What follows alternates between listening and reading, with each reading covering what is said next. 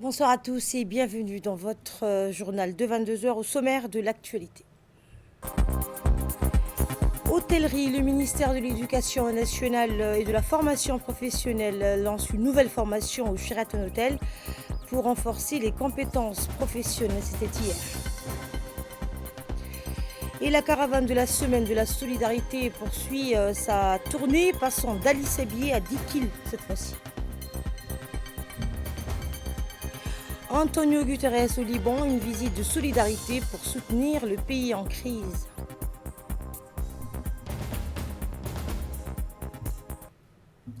Hommage du président guinéen à feu Taher Saïd Saif. Nous ouvrons cette édition par un hommage rendu par le président de la République Ismaïl Omar Guelleh à la mémoire de feu Taher Saïd Saif, figure éminente du secteur privé et notable djiboutien. Le président Guelleh a salué l'engagement de feu Taher Saïd Saif, reconnu pour son soutien constant aux œuvres humanitaires et son rôle de président de la communauté yéménite de Djibouti, œuvrant pour l'unité nationale. Le chef de l'État a souligné son apport au rapprochement des différentes composantes démographiques du pays et son implication dans le lien entre stabilité politique et développement économique. Feu Taher Saïd Saif, patriarche d'une grande famille, est décédé hier soir à Djibouti après une longue maladie. Le président de la République a prié pour que Dieu l'accueille en son paradis éternel et a exprimé ses condoléances aux proches du défunt. Inna lillahi wa inna ilayhi raji'un. Un nouvel élan, je le disais un instant, pour l'emploi des jeunes dans l'hôtellerie. Le ministère de l'Éducation nationale et de la formation professionnelle et l'USAID ont lancé hier des formations en alternance innovantes pour répondre aux besoins du marché. Fardous Hussein nous en dit plus. Le ministre de l'Éducation nationale de la formation professionnelle, Moustapha Mohamed Mahmoud, a présidé une cérémonie de lancement des formations mentions complémentaires en alternance du secteur de l'hôtellerie et plus particulièrement les filières réception, restauration et cuisine. La cérémonie a été organisée en étroite collaboration avec le projet de l'USAID pour l'emploi des jeunes et les deux hôtels partenaires, à savoir le Kempinski Palace Hotel et le Sheraton Hotel. Ces premières formations en alternance sont l'initiative du MENFOP avec l'appui du projet de l'USAID pour l'emploi des jeunes. Elle vise à répondre d'une part au nombre de main-d'œuvre exprimé, plus de 500 emplois par le secteur de la restauration et de l'hébergement du marché national, et d'autre part aux besoins de main-d'œuvre qualifiée et diversifiée. Objectif principal de ces formations en alternance est de fournir aux jeunes demandeurs d'emploi une expérience pratique et concrète dans le secteur de l'hôtellerie grâce à un apprentissage pratique et appliqué en milieu professionnel en acquérant les compétences professionnelles essentielles. Les participants seront mieux préparés à intégrer le marché du travail et réussir dans les métiers de l'hôtellerie en mettant particulièrement l'accent sur le domaine dans la restauration et la réception.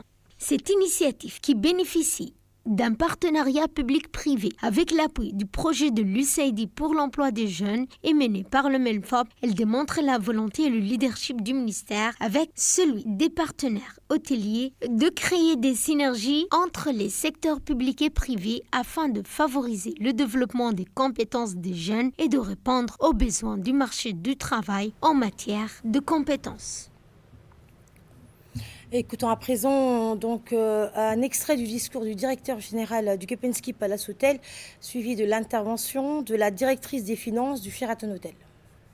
Alors concernant le Djibouti Palace Kempinski, c'est toujours un plaisir de vous accompagner dans ce type d'initiative, aussi bien le ministère de l'Éducation et de la Formation que USAID, qui je sais fait beaucoup en ce domaine. Et comme ce fut le cas aussi l'année dernière dans un même type de partenariat avec le programme d'accompagnement vers l'emploi, le PAF, piloté par l'ANEFIP en collaboration avec l'USAID, et qui visait à former les futurs employés de l'hôtel qui a ouvert en mars 2024, le Eila Grand Hôtel. Nous avons reçu de mémoire, je crois, 50 élèves, et je sais qu'une grande partie est partie après et a eu des contrats de travail au Eila Grand Hôtel. Et nous avons la lourde tâche de veiller à ce que leur apprentissage se passe le mieux, que l'on puisse après mettre sur le marché du travail et voir à l'issue de ces formations, peut-être certains auront un contrat au Djibouti Palace Kempinski, mais au moins pour pouvoir mettre sur le marché du travail des gens qui auront les compétences et qui auront la volonté de travailler dans l'hôtellerie et restauration, parce que les professions de l'hôtellerie et de la restauration sont spécifiques. Et nous sommes heureux, en tant que Djibouti Palace Kempinski, de mettre notre pierre à l'édifice. Il est à noter que l'hôtel Sheraton a contribué à l'établissement des modules de ces 3 formations, la cuisine, la réception et la restauration, ainsi qu'à l'évaluation des plateaux techniques pour accompagner les centres de formation aux outils de secteur afin d'offrir une meilleure formation. Au sein de l'hôtel, des mentors ont été désignés et orientés sur la méthodologie d'accompagnement des jeunes avec les enseignements pendant cette période d'alternance. Les jeunes alternants seront parmi les employés et les professionnels de l'hôtel, vont travailler aux côtés de leurs mentors professionnels et seront formés aux exigences de leur poste. Donc ici, on insiste sur l'encadrement de la part de nos cadres dans nos établissements. C'est eux qui vont assurer la continuité et surtout, c'est eux qui vont pousser les jeunes à aimer encore plus ce métier. Et nous poursuivons avec le discours de la représentante de l'ambassade des États-Unis d'Amérique qui a également pris la parole lors de cette cérémonie. De me joindre à vous aujourd'hui pour le lancement du programme de formation en alternance pour le secteur de l'hôtellerie. Cette initiative, soutenue pour l'USAID, reflète le rôle de plus en plus central de l'hôtellerie en tant que pilier essentiel de l'économie djiboutienne. En effet, ce secteur a un potentiel de création de plus de 600 nouveaux emplois dans un avenir proche. Les récentes ouvertures de plusieurs hôtels, ainsi que d'autres en construction, sont autant de signes d'opportunités intéressantes pour les jeunes. Bien que cette croissance soit encourageante, le secteur fait face à un défi majeur. Une pénurie de professionnels qualifiés possédant les compétences nécessaires pour répondre aux exigences de l'industrie.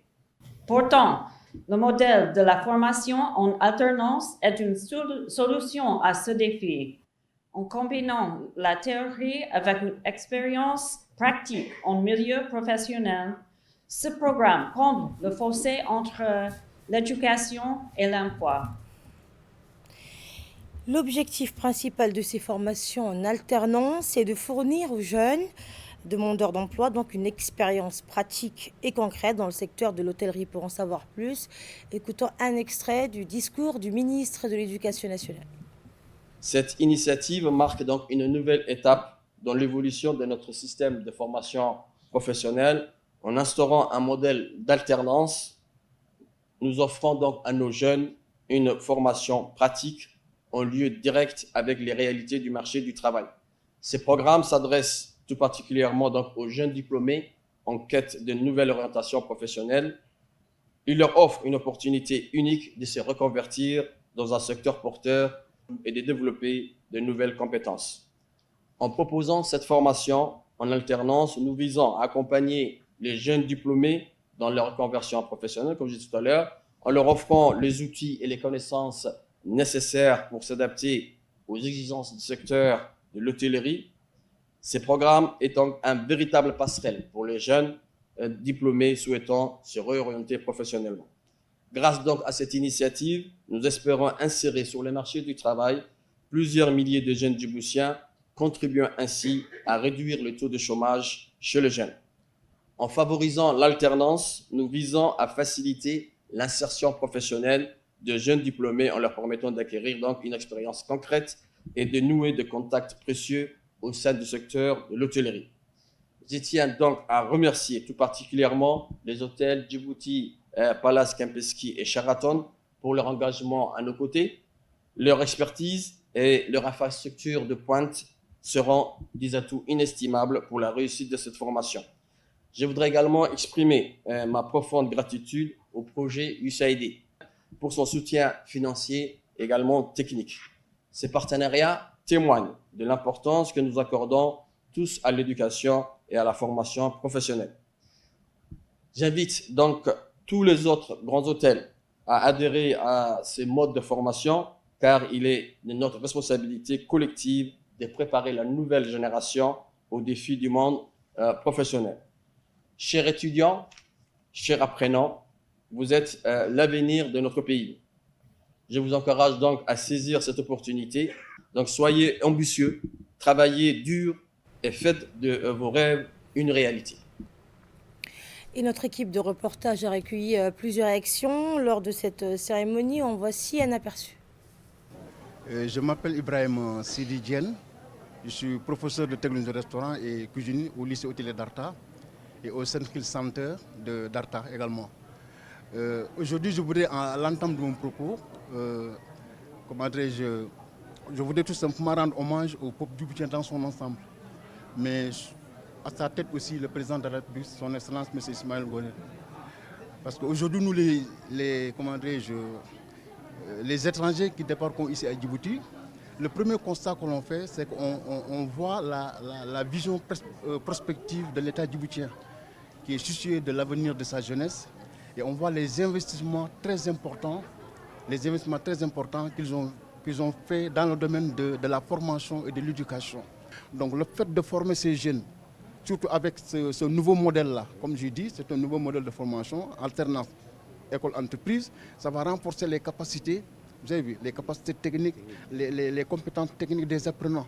Mais aussi en retour, ce sera une main-d'œuvre qualifiée pour l'industrie hôtelière.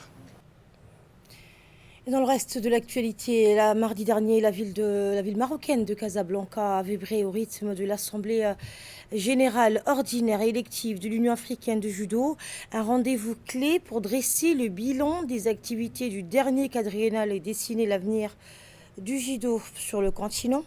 Le président de l'UAJ, Siteni, a vu son bilan approuvé à l'unanimité, marquant ainsi la reconnaissance des progrès accomplis. Il a été reconduit pour un nouveau mandat, symbole de la confiance et de la transparence au sein de l'organisation. La République de Djibouti n'était pas en reste, représentée par Khalid Naguib Ahmed et Faisal Abdou Ragib. Ce dernier a également été réélu en tant que directeur de l'éducation et du coaching pour les 4 prochaines années. Tous les participants ont réaffirmé leur engagement à faire briller le judo africain sur la scène internationale.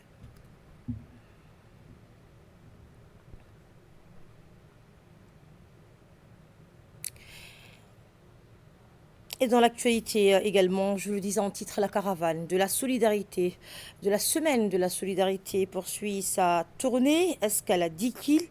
Après une étape réussie à Ali Sabié, la caravane de la semaine de la solidarité a continué son périple dans les régions de l'intérieur, avec une halte marquante dans la ville de Dikil. La ministre des Affaires sociales et des Solidarités, Ouloufa Ismaël Abdo, accompagnée de ses proches collaborateurs, a piloté la cérémonie de célébration du succès du concept Groupe d'entraide par affinité, GEA, au conseil régional. Alors, à son arrivée à Dikil, la délégation a reçu un accueil chaleureux de la part des autorités locales, des notables, des femmes et des jeunes de la région. L'événement, qui a rassemblé personnalités locales et membres de la société civile, a mis en lumière l'impact positif du GEA sur les communautés, en particulier les femmes. Le GEA repose sur une approche collaborative qui permet à des groupes partageant des intérêts communs de s'entraider pour améliorer leurs conditions de vie. Ce modèle a permis à quelques 22 groupes de la ville de Dikil d'épargner près de 5 millions de francs en quelques mois, témoignant de la puissance de la solidarité communautaire.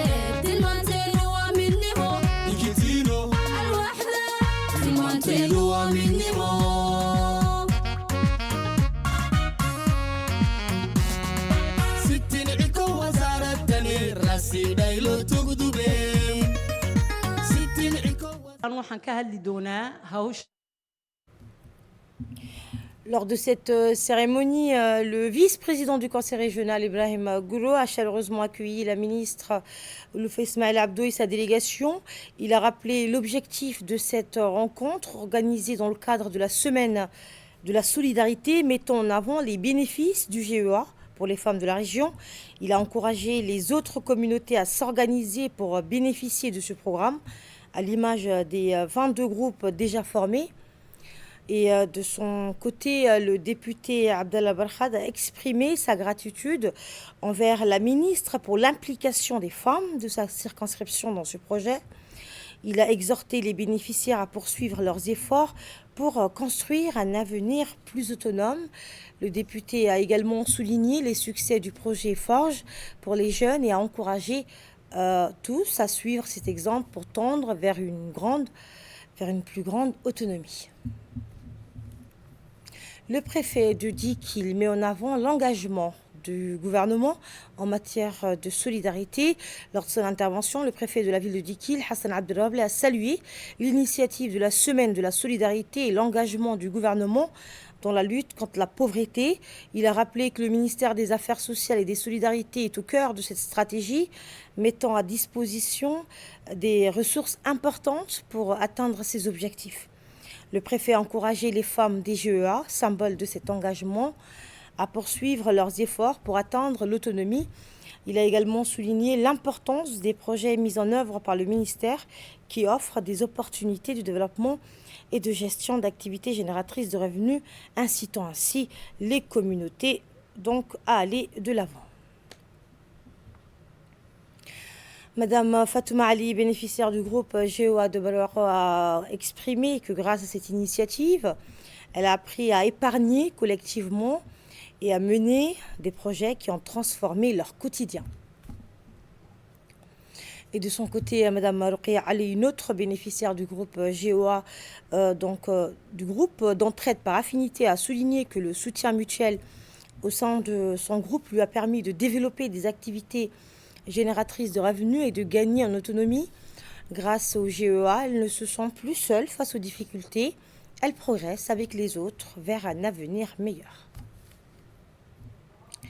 Dans le cadre du projet Forge, axé sur l'entrepreneuriat des jeunes, Abshir Hassan, un bénéficiaire du programme, est intervenu pour témoigner de son expérience au nom de la jeunesse de Dikil. J'ai déposé ma candidature avec plusieurs autres jeunes au centre de développement communautaire et avec 2 de mes amis, nous avons été retenus. Ce projet a permis de former 600 jeunes et de créer 96 activités génératrices de revenus à Dikil, a-t-il rappelé à l'audience. Abshir Hassan a présenté son projet axé sur l'impression textile qui consiste à imprimer des textes ou des images sur divers supports tels que des mugs et des maillots. Notre objectif était de contribuer au développement de Dikil, a-t-il souligné. Et grâce à l'accompagnement de l'Agence djiboutienne de développement social, ADDS, qui a pris en charge les 2 premiers mois de loyer et 2 années de frais de patente, le projet a pu voir le jour. Aujourd'hui, grâce au projet Forge, nous savons ce que signifie faire du commerce, a-t-il conclu. Et cette cérémonie de célébration du brillant succès du concept GEA, le groupe d'entraide par affinité, s'est terminé par l'intervention de la ministre des Affaires sociales et des Solidarités. Je suis particulièrement heureuse d'être parmi vous, les 22 groupes d'entraide par affinité, et de constater les progrès réalisés, a déclaré la ministre.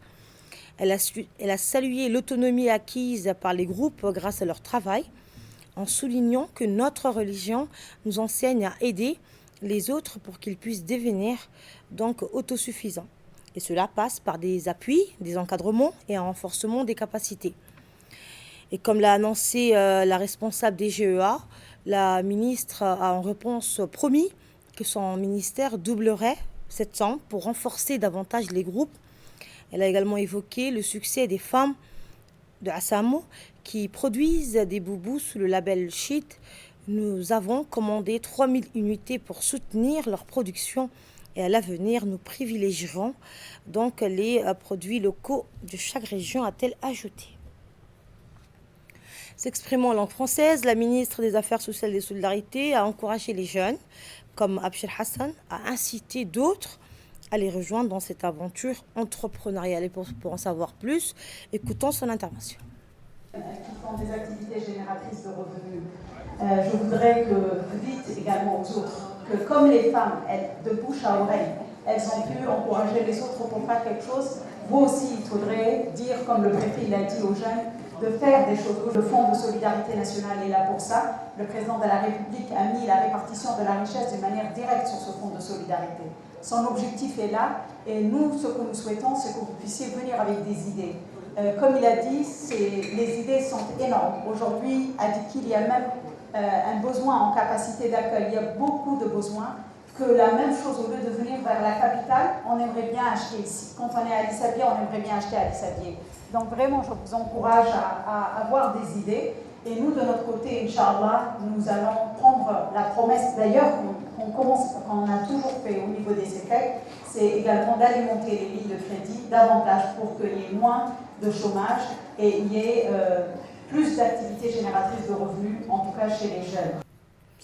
Vous l'aurez compris, la caravane de la solidarité fait escale dans la région de l'Unité. Après Addis Abeba, la caravane de la solidarité a fait étape dans la ville de l'Unité. Tôt jeudi matin, la délégation ministérielle conduite par la ministre des Affaires sociales et des Solidarités s'est rendue au siège du Conseil régional pour une importante réunion avec les groupes de femmes membres des groupes d'entraide par affinité GEA. Et dans l'après-midi, la ministre, donc accompagnée des autorités régionales, dont le préfet, le président du conseil régional, a visité la localité d'Ab'aitou. Un accueil chaleureux leur a été réservé et marqué par des danses folkloriques exécutées par les jeunes de la localité. La ministre a ensuite inauguré des infrastructures sociales de base réalisées par l'ADDS, incluant 2 réservoirs d'eau de 30 mètres cubes, 2 puits cimentés avec champs solaires et des adductions d'eau pour chaque ménage de ce village agricole. La délégation a par la suite visité les jardins et périmètres agricoles d'Ab'aitou où poussent différentes espèces de fruits et légumes. Ce développement agricole a permis de renforcer la sécurité alimentaire locale et de générer des revenus supplémentaires. Les projets du ministère des Affaires sociales et des Solidarités visent à soutenir l'agriculture durable, à appuyer les initiatives communautaires et à promouvoir l'autonomisation des femmes.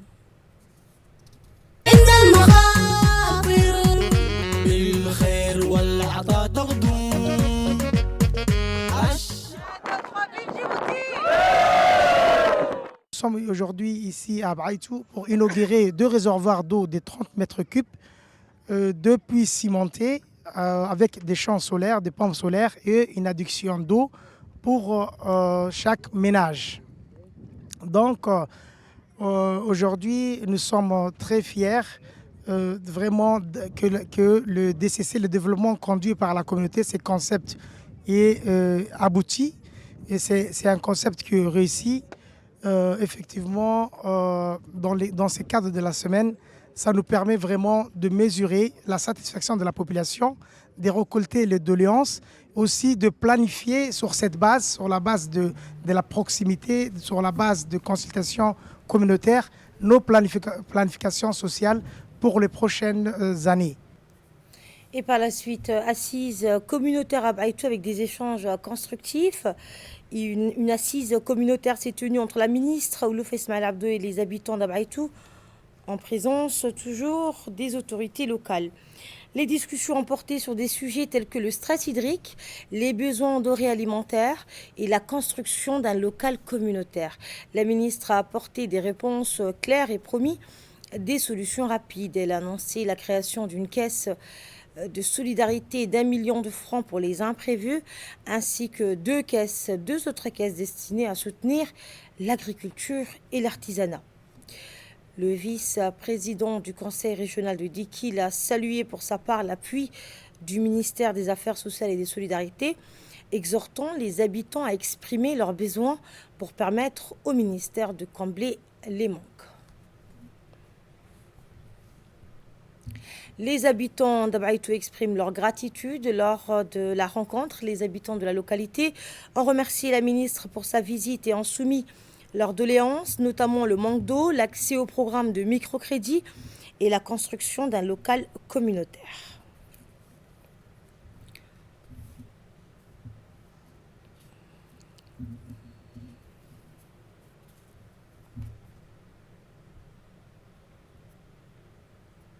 Et voici la réponse de la ministre Ouloufa Ismaël Abdo aux préoccupations des habitants d'Abaïtou. عيتي شعبك سيوي مكابناي عندانيته السلام عليكم ورحمة الله وبركاته يوكي يلوك يميتم مرح أبتن عدمعي غريول كل سليقة دقيق يتنعكو يريقم أيامي عفايدا سيني لوب جايتيمام رفو يو هايتا. Donc vous avez parlé de plusieurs points. Je vais essayer de répondre point par point, Inch'Allah. Nous avons presque, Inch'Allah, en tout cas je l'espère, résolu le problème hydrique parce que c'est vraiment, Abaïtou est également agricole. Donc l'eau est importante, nous l'avons vu. Le 2 réservoirs que nous avons mis en place, le chef de village également nous a fait part de la panne moteur par rapport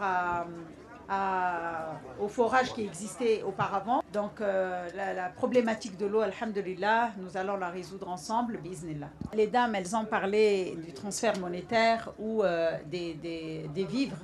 Effectivement, Abaïtou est à quelques kilomètres seulement de Dikilville. Ils n'ont pas pu bénéficier, c'est vrai. Et donc, Inch'Allah, nous allons nous rattraper, biiznillah, au nom du gouvernement. Nous allons nous rattraper et, Inch'Allah, après Ramadan, on va envoyer une équipe pour faire le recensement des personnes nécessiteuses.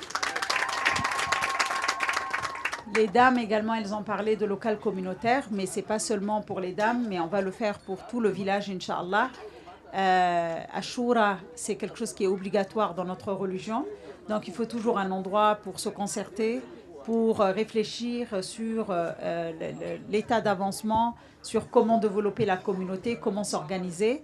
Donc, biiznillah, ça aussi, c'est une promesse que nous allons, biiznillah, tenir. Nous allons vous construire un local communautaire ici à Abaïtou. On est venu également vous annoncer, dans le cadre du développement de la ruralité, un peu partout, également certaines bonnes nouvelles. La première chose, déjà, je voudrais annoncer surtout aux femmes, aux chefs de village également, qu'avec la difficulté de la piste, nous allons également mettre, Inch'Allah, une caisse de solidarité. Cette caisse de solidarité va vous permettre, on va injecter 1 million de nos francs pour vous permettre d'utiliser en cas de nécessité. J'étais très contente et je suis toujours très contente de découvrir que dans certaines ruralités, il y a une activité génératrice de revenus comme l'agriculture. Et comme Abaïtou est vraiment agricole, le chef de village nous a dit qu'il y a 70 femmes qui travaillent dans les jardins. On veut leur installer, Inch'Allah, une CREC, c'est une caisse d'épargne et de crédit. Cette caisse, elle est de 1 800 000 francs Djibouti. J'ai pensé aux agriculteurs, mais je dois aussi penser à l'artisanat. Donc il y aura une deuxième caisse de 1 800 000 francs Djibouti pour l'artisanat, Inch'Allah. Nous devons également de contribuer à toutes les infrastructures religieuses, surtout les mosquées et les madrasas. Donc le chef de village nous a fait part qu'il n'y avait pas de solaire ou pas assez de solaire, il n'y a qu'une lampe qui allume la mosquée. Donc nous voudrions qu'il y ait appel à l'adhan, qu'on l'entende partout à Abaïtou. Nous allons également mettre un système solaire collectif pour la mosquée. Nous allons également réhabiliter et mettre en place les toilettes pour que les dames, les messieurs, donc une pour les dames et certaines pour les messieurs, pour que ça puisse servir le village, mais surtout servir la mosquée, biiznillah. Je vois beaucoup d'enfants ici à Abaïtou et j'aimerais bien également qu'on puisse étendre la mosquée et faire une madrasa pour qu'on puisse leur enseigner l'arabe et le Coran, biiznillah. Ça aussi, on va le faire, biiznillah. Antonio Guterres est arrivé à Beyrouth pour une visite de solidarité afin de soutenir la nouvelle ère de stabilité au Liban, marquée par une récente désignation présidentielle et une trêve entre le Hezbollah et Israël. Fardous Hussein.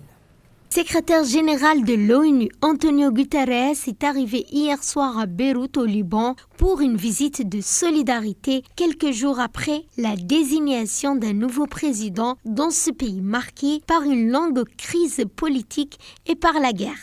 Une fenêtre s'est ouverte pour une nouvelle ère de stabilité institutionnelle avec un État pleinement capable de protéger ses citoyens et un système permettant au formidable potentiel du peuple libanais de s'épanouir. Le chef de l'ONU se rendra dans le sud pour rencontrer les casques bleus de la force intérimaire des Nations Unies au Liban, alors qu'une trêve est en vigueur depuis fin novembre 2024 entre le Hezbollah pro-iranien et Israël. Samedi, il doit s'entretenir avec les responsables politiques libanais. Et c'est ainsi que prend fin cette édition. Merci de nous avoir suivis. Le programme continue sur Télé Djibouti.